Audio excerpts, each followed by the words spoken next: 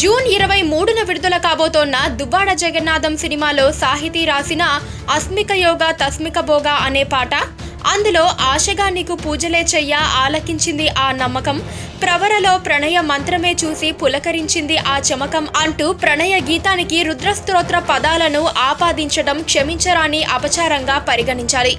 ఓం నమో భగవతే రుద్రాయ అనే అనువాకముతో ప్రారంభమయ్యే నమ్మకం ఋగ్వేద దేవుడైన రుద్రుని స్తోత్రం. శ్రీరుద్రంలో 100 శ్లోకాలతో ఈశ్వరుని స్తుతించే ప్రక్రియే ఈ నమ్మకం.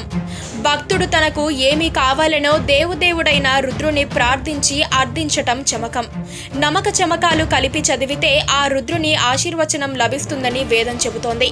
అంతటి పవిత్రమైన నమక చమకాలను అపవిత్రం చేస్తూ సాహితీ అనే చెరుకుపల్లి శ్రీరామచంద్రమూర్తి దువ్వాడ జగన్నాథం సినిమాలో అస్మిక యోగ తస్మిక భోగ అనే పాటలో నమక చమకాలను అపహాస్యం చేస్తూ చరణాలలో అన్వయించటం సహేతుకం కాదు.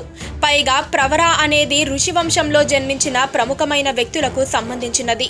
పూర్వం బ్రాహ్మణ, క్షత్రియ, వైశ్య కులాల వారు తమని తాము పరిచయం చేసుకునేందుకు అభివాదం చేస్తూ గోత్ర ప్రవరలు ప్రస్తావించేవారు. అటువంటి ప్రవరను అపహాస్యం చేస్తూ ఈ సాహితీ ప్రవరలో ప్రణయ మంత్రాన్ని చూపటం గర్హనీయమే. అంతేకాదు, పవిత్రంగా ఉండే అగ్రకుల జాతిని కించపరచడమే అవుతుంది.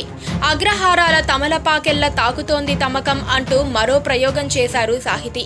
బ్రాహ్మణులు నివసించే గ్రామాన్ని గాని వీధిని గాని అగ్రహారం అని పిలుస్తారనే విషయం సాహితీకి తెలియకుండా ఉండదు. అగ్రహారం అనే పేరుగల గ్రామాలలో పూర్వం వంశపారపర్యంగా బ్రాహ్మణులే అధిపతులుగా ఉండేవారు. ఈ అగ్రహారాలను రాజులు బ్రాహ్మణులకు వారు చేసిన సేవలకు గుర్తింపుగా దానం చేసేవారు. అంటే ఉద్దేశపూర్వకంగానే సాహితీ అగ్రహార తమలపాకెల్లా తాకుతోంది తమకం అని రాయడంలో బ్రాహ్మణులను కించపరచడం కాదా? బ్రాహ్మణులు తాంబూల చర్వణ ప్రియులనే విషయం అందరికీ తెలిసిందే కదా.